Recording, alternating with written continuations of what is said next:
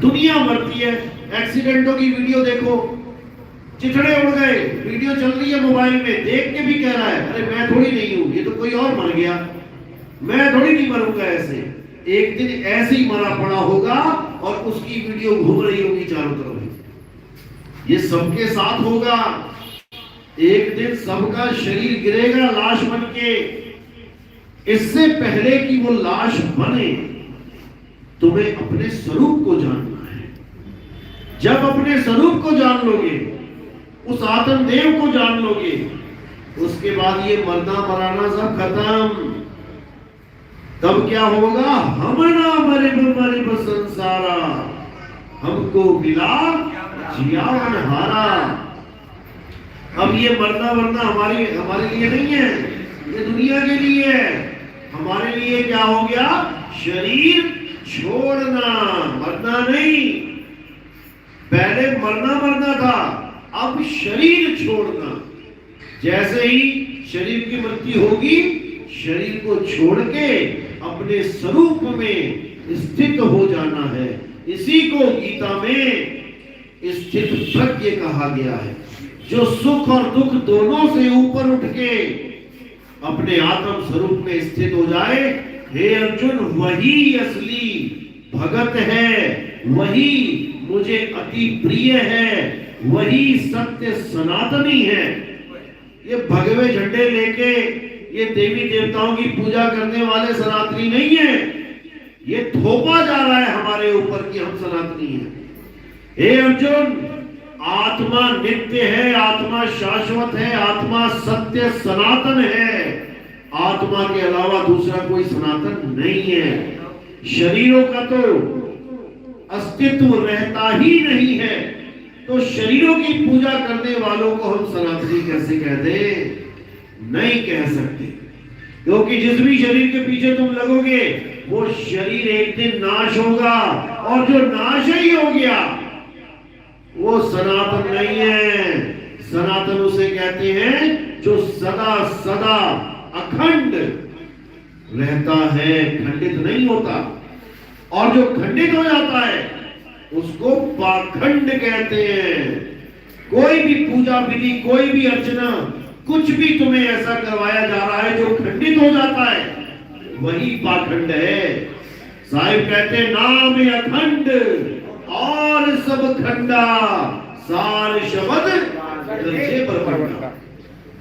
सार शब्द के अलावा और सब कुछ खंड हो जाएगा। और जिन गुरुओं का नाम खंड हो जाता है वो पाखंड लेके बैठे हैं। उनको पता ही नहीं है कि नाम अखंड है, नाम कभी खंडित नहीं होता।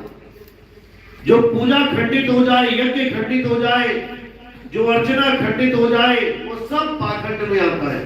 पाखंड यानी यानी प्राप्त कर लेना, पाना, लेकिन जो पाया वो खंडित है, इसलिए उसका नाम है पाखंड। और हमें क्या चाहिए?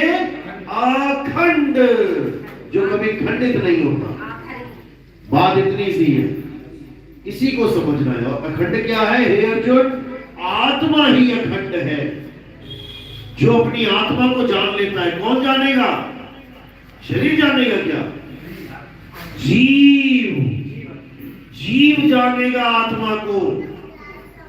आत्म ज्ञान बिना नर भटके, नर यानी जीव।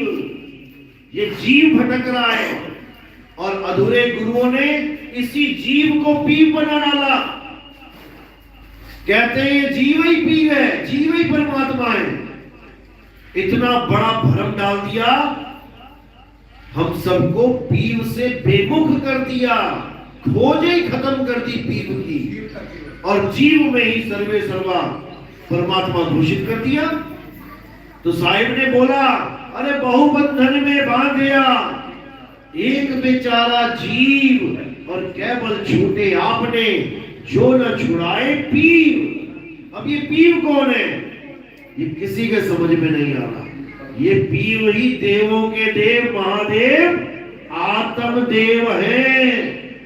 ये सबका पीव है, और वो एक है, अनेक नहीं है कि सबका अलग अलग पीव है, सबका एक है। उसी को बोला एक है सादे सब सधे सब साधे सब जाए, और माली सींचे मूल को फूल पात गया है। बस उस एक मूल को जान लो, जो हिंदू को भी चला रहा है, जो मुसलमान को भी चला रहा है, जो सिख ईसाई बौद्ध जैन को सबको चला रहा है, उस एक आत्मदेव को जान लो। और उसको जानने के बाद तुम स्वयं ही तीव्र हो जाओगे। जब ये काया छूटेगी तब कोटि तो ब्रह्मा भय और कोटि भय ईश, साहिब तेरी बंदगी से जीव बड़े जगदीश। ये जीव ही जगदीश हो जाएगा, लेकिन इसको कोई भेदी गुरु मिल ही नहीं रहा। इसको परमात्मा की पूजा करवाने वाले तो सारे मिल रहे हैं, लेकिन परमात्मा बनाने वाला कोई नहीं मिल रहा। परमात्मा पाना नहीं है, परमात्मा हो जाना है, हो जाना है। पाना नहीं है, पाओगे फिर छूट जाएगा। जब तुम हो ही गए, अब कैसे छूटेगा? तुम्हें कोई डॉक्टर चाहिए था, बीमार हो, कोई डॉक्टर आया, थोड़ा इलाज किया उसने, चला गया, फिर बीमार हो गए। अब तुम ही डॉक्टर हो जाओ, अब तुम्हें किसी डॉक्टर की जरूरत नहीं है। कोई बीमारी है, खुद ही इलाज कर लो। इसी प्रकार कबीर साहब कह रहे हैं कि जब तक तुम सो हम नहीं हो जाओगे, जो तू सो हम, जब एक हो जाओगे तब ये सारा खेल काल भगवान का फेल हो जाएगा, खत्म हो जाएगा। तब तुम्हारी मुक्ति होगी। उससे पहले कोई कितना ही सोचता रहे, मैं तो 108 माला जपता हूं, मैं तो इतने साल से नाम जपता हूं, मैं अजपा जाप करता हूं, मैं अनहद नाम सुनता हूं, मैं 5 तत्वों की 5 गुणे सुनता हूं, कुछ होने वाला नहीं है। आंख न मूंदो, कान न रूंदो, और तनिक कष्ट मत धारो, खुले नयन पहचानो हंस हंस, सुंदर रूप निहारो। बिना आंख बंद किए एक पल के लिए भी आंखें बंद करने की जरूरत नहीं पड़ेगी, और भक्ति तुम्हारी चालू रहेगी। बहुत से गुरु कहते हैं बेटा आंख बंद करो, ध्यान लगाओ, यहाँ पे त्रिकुटी में यहाँ बैठा है परमात्मा, ये सब तुम्हें भ्रमित कर रहे हैं, भरमा रहे हैं। यहाँ परमात्मा नहीं बैठा है, यहाँ त्रिलोकीनाथ, 3 लोक का मालिक काल बैठा है, ब्रह्म बैठा है यहाँ पे, इंगला पिंगला सुषमना में उसका राज है। और कहां तक राज है? ब्रह्मरंध्र तक राज है उसका। जो भी इंगला पिंगला में चला गया एक बार, ये उसको छोड़ता नहीं है, भरमा भरमा के मारेगा। सबसे बड़ा भ्रम तो ये पैदा करता है गुरु का रूप दिखा के। इंगला पिंगला सुषमना में जब गुरु का रूप दिखा देता है, तब चेला 100% भ्रमित। अब वो सोच भी नहीं सकता कि जो दिखाई दे रहा वो मेरा गुरु नहीं है, वो कहता गुरु नहीं है। बस यही भ्रम है, यही भ्रम है। गुरु देव नहीं है तो वो गुरु कैसे हो गया? इसीलिए कबीर साहब ने बार बार समझाया कि देही ज्ञान सब जगत बखाने। सब कह रहे हैं मैं आऊंगा लेने, मैं आऊंगा लेने, अंत समय में गुरु आएगा लेने। ये देही ज्ञान है, आत्म ज्ञान नहीं है। आत्म ज्ञान में देही की जरूरत नहीं पड़ती कि किसी देही की आस लगानी है तुमने, देही तो तुम्हारे पास खुद है। और ये देही क्या है?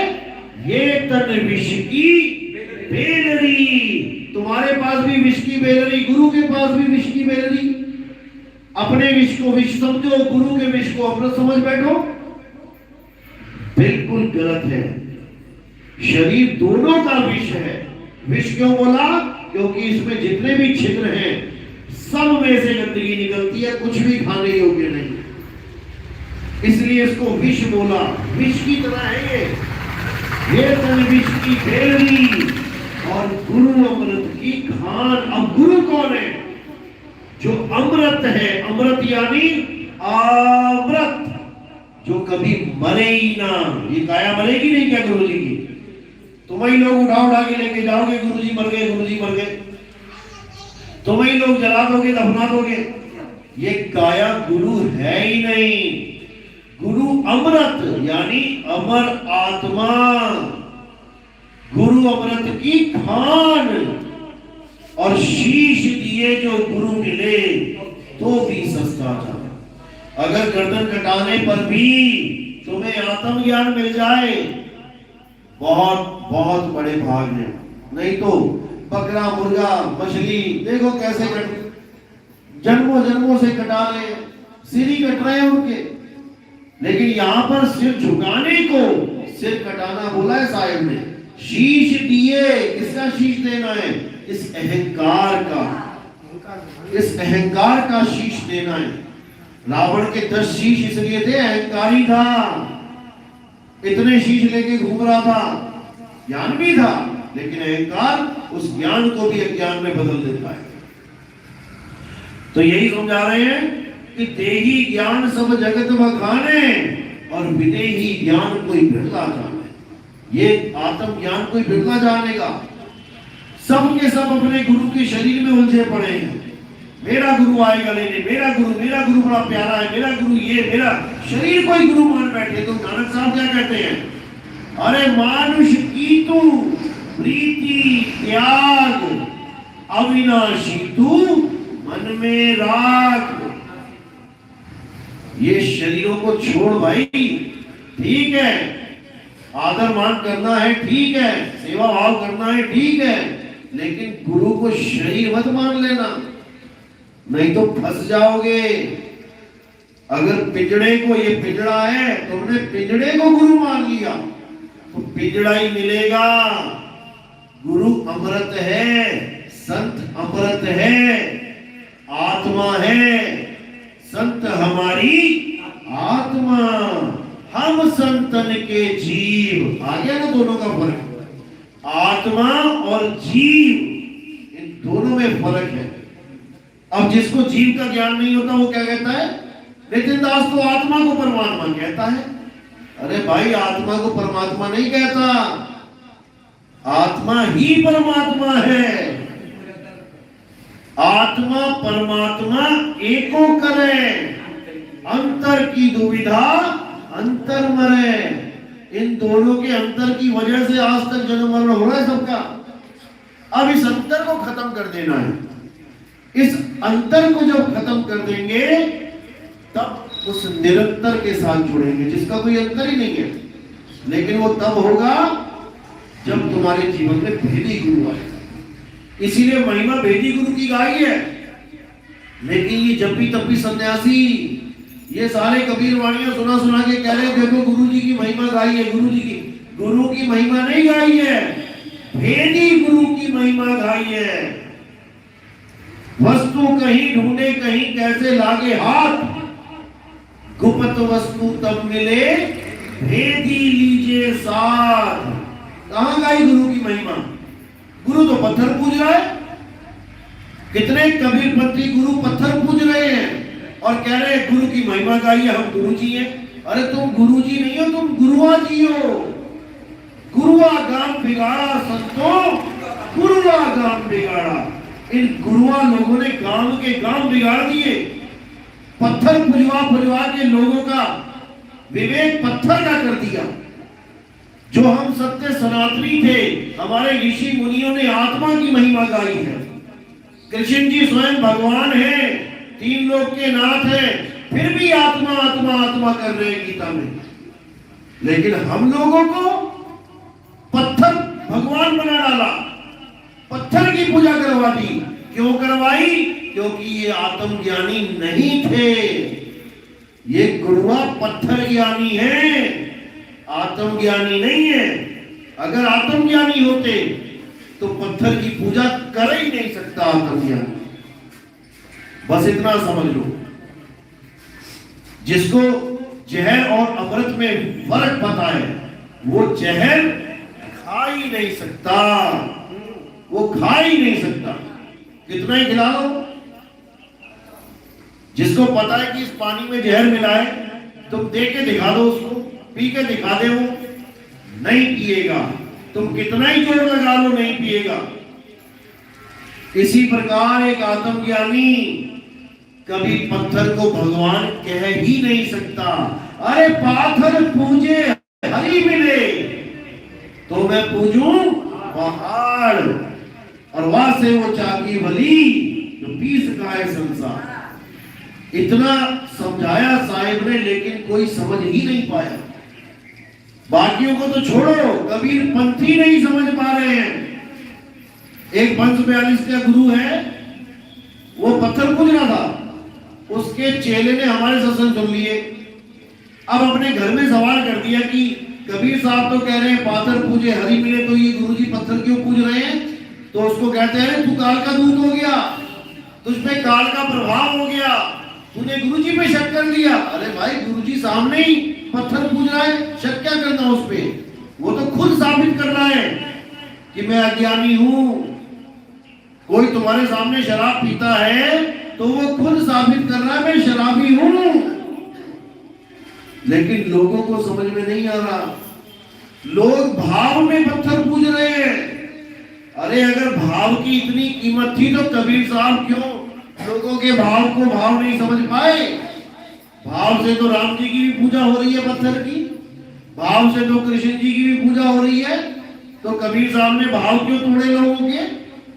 कबीर साहब को भाव से कोई मतलब नहीं है, कबीर साहब को सत्य से मतलब है। तुम्हारे भाव कहीं भी जुड़े हो, इससे कोई फर्क नहीं पड़ता। अगर हम सत्य बताने आए हैं तो सत्य ही बताएंगे, ना कि तुम्हारे भाव की वजह से असत्य बताने लग जाएंगे। वो बात अलग है कि सच बोलोगे तो जग रुष्ट हो जाता है। साच कहूं जग मारन धावे, और झूठ कहे पतियाई हो। कहे कबीर सुनो भाई साधो, हमसे झूठ कहाना जाई हो। तो झूठ तो हम कहेंगे नहीं भाई, जो सत्य है वही कहेंगे। और जो सत्य गीता में है वो भी सत्य है। अब कई कबीरपंथी कहते हैं, मुझे फोन करते हैं कई बार, अरे तुम कब से ब्राह्मण बन गए? मैंने कहा क्या हो गया भाई? अरे तुम गीता पे सत्संग करते हो। मैंने कहा कि गीता में अगर कुछ सच लिखा है तो उसको मैं क्या झूठ बोलूं? कबीर साहब ने कहा शराब नहीं पीनी, वो सच है। और अगर कृष्ण जी कह रहे हैं शराब नहीं पीनी, तो क्या वो झूठ है? कबीर साहब कह रहे हैं आत्मा की पूजा करो, वो सच है। और कृष्ण जी कह रहे हैं आत्मा की पूजा करो, तो वो झूठ है।